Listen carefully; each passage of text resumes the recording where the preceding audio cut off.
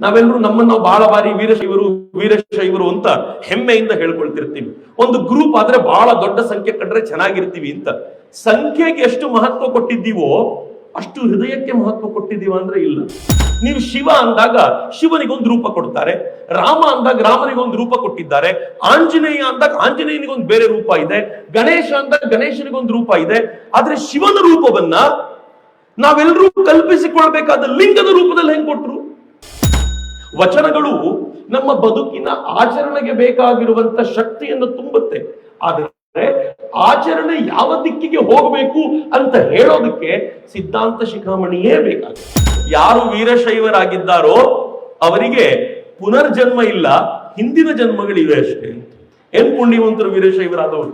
ಆದ್ರೆ ಎಲ್ಲಾ ವೀರಶೈವರಿಗ ನಾನು ಇಡೀ ಸಿದ್ಧಾಂತ ಶಿಖಾಮಣಿಯನ್ನು ಓದುವಾಗ, ಈ ಹಿಂದೆ ಪತಂಜಲಿಯ ಯೋಗಶಾಸ್ತ್ರವನ್ನ ಓದುವಾಗ ಏನನ್ಸುತ್ತೆ ಗೊತ್ತೇನು? ಯೋಗಶಾಸ್ತ್ರ ಮತ್ತು ಸಿದ್ಧಾಂತ ಶಿಖಾಮಣಿ ಒಂದು ಯೋಗ ಮಾರ್ಗದ ಶ್ರೇಷ್ಠ ಚಿಂತನೆ ಆದ್ರೆ ಮತ್ತೊಂದು ಭಕ್ತಿ ಮಾರ್ಗದ ಶ್ರೇಷ್ಠ ಚಿಂತನೆ ಅಂತ ಎಂಥವರು ಅಂದ್ಕೊಳ್ಬಹುದು. ನೀವ್ ಯಾರಾದ್ರೂ ಯೋಗ ಮಾರ್ಗವನ್ನ, ಅಷ್ಟಾಂಗ ಯೋಗವನ್ನು ನೋಡಿದ್ರೆ 8 ಮೆಟ್ಟಿಲುಗಳಿವೆ ಅದ್ರಲ್ಲಿ. ಯಮ, ನಿಯಮ, ಆಸನ, ಪ್ರಾಣಾಯಾಮ, ಪ್ರತ್ಯಾಹಾರ, ಧಾರಣ, ಧ್ಯಾನ, ಸಮಾಧಿ ಕೊನೆಯದ್ದು. ನೀವು ಸಿದ್ಧಾಂತ ಶಿಖಾಮಣಿಯನ್ನ ನೋಡೋದಾದ್ರೂ ಕೂಡ ಇಲ್ಲಿ 6 ಸ್ಥಳಗಳಿವೆ. ಈ 6 ಸ್ಥಳಗಳು ಯಾವುದು? ಒಂದು ಭಕ್ತ ಸ್ಥಳ, 2ನೇದು ಮಾಹೇಶ್ವರ, 3ನೇದು ಪ್ರಸಾದಿ, 4ನೇದು ಪ್ರಾಣಲಿಂಗಿ, 5ನೇದು ಶರಣ ಮತ್ತು 6ನೇದು ಐಕ್ಯವಾಗುವಂತ ಐಕ್ಯ ಸ್ಥಳ. 6.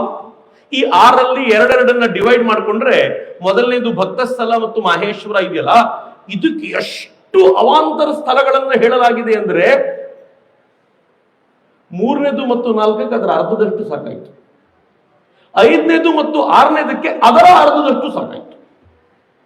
ಯಾಕೆ ಅಂದ್ರೆ ಭಗವಂತನನ್ನ ಕಾಣ್ಲಿಕ್ಕೆ ಹೋಗುವ ಶುರುವಿನ ಮಾರ್ಗ ಇದೆಯಲ್ಲ, ಅದೇ ಬಹಳ ದೊಡ್ಡ ಕಷ್ಟ.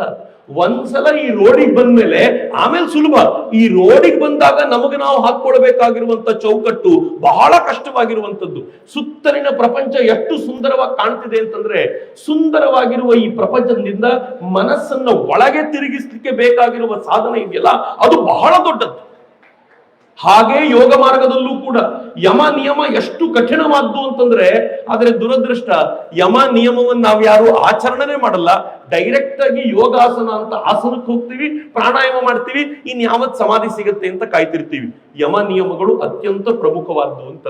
ಹೀಗಾಗಿಯೇ ಕಳೆದ ಅನೇಕ ದಿನಗಳಿಂದ ಅಥವಾ 4 ದಿನಗಳಿಂದ ನಾನು ನೋಡ್ತಿದ್ದೀನಿ, ಪಿಂಡ ಸ್ಥಳಕ್ಕೆ ಎಷ್ಟು ಬೆಲೆಯನ್ನ ಕೊಡಲಾಗ್ತಿದೆ ಅಂತಂದ್ರೆ, ನಿನ್ನೆ ಸ್ವಾಮೀಜಿಯವರು ಪಿಂಡ ಜ್ಞಾನ ಸ್ಥಳಕ್ಕೆ ಬಂದ್ರು ಅಷ್ಟೇ.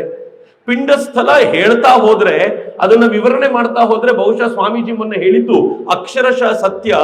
ಇಡೀ 41 ದಿನಗಳನ್ನು ಕೂಡ ಪಿಂಡ ಸ್ಥಳಕ್ಕೆ ಕೊಡಬೇಕು. ಯಾಕೆ ಅಂದ್ರೆ ಈ ಮಾರ್ಗದ ಮೊದಲನೇ ಹೆಜ್ಜೆಯೇ ಅತ್ಯಂತ ಕಷ್ಟ.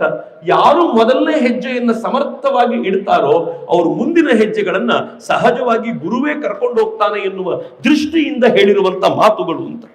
ಹೀಗಾಗಿಯೇ ನಾನು ಆರಂಭದಲ್ಲೇ ಹೇಳಬೇಕು ಅಂತಂದ್ರೆ, ಇಡೀ ಸಿದ್ಧಾಂತ ಶಿಖಾಮಣಿಯಲ್ಲಿ ವೀರಶೈವ ಪದದ ಒಂದು ವಿವರಣೆ ಬರುತ್ತೆ. ನಾವೆಲ್ಲರೂ ನಮ್ಮನ್ನು ನಾವು ಬಹಳ ಬಾರಿ ವೀರಶೈವರು ಅಂತ ಹೆಮ್ಮೆಯಿಂದ ಹೇಳ್ಕೊಳ್ತಿರ್ತೀವಿ. ಒಂದು ಗ್ರೂಪ್ ಆದ್ರೆ ಬಹಳ ದೊಡ್ಡ ಸಂಖ್ಯೆ ಕಂಡ್ರೆ ಚೆನ್ನಾಗಿರ್ತೀವಿ ಅಂತ.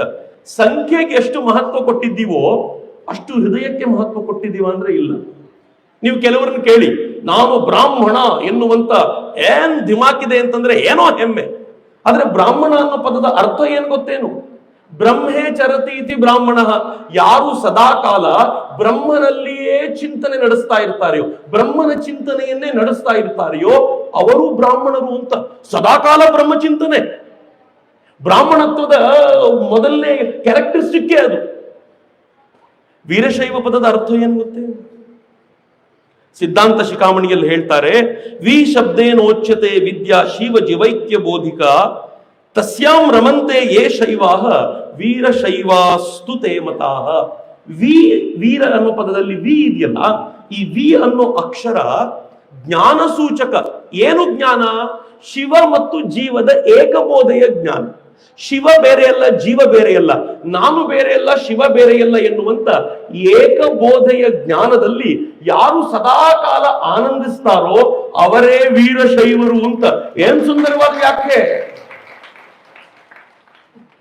ಈಗ ಒಂದ್ ಸ್ವಲ್ಪ ವಾಪಸ್ ಯೋಚನೆ ಮಾಡಿ, ನಾನು ವೀರಶೈವ ಅಂತ ಹೇಳ್ಕೊಳ್ಬೇಕಾದ್ರೆ ಎಷ್ಟು ಯೋಚನೆ ಮಾಡಬೇಕು. ಈ ಪದಕ್ಕೆ ಹತ್ರಕ್ಕಾದ್ರೂ ಹೋಗೋದು ಬೇಡವಾ? ಪುಣ್ಯವಶಾತ್ ನನ್ನ ತಂದೆ ತಾಯಿ ವೀರಶೈವರಾಗಿದ್ದರಿಂದ ನಾನು ವೀರಶೈವನಾಗ್ಬಿಟ್ಟೆ.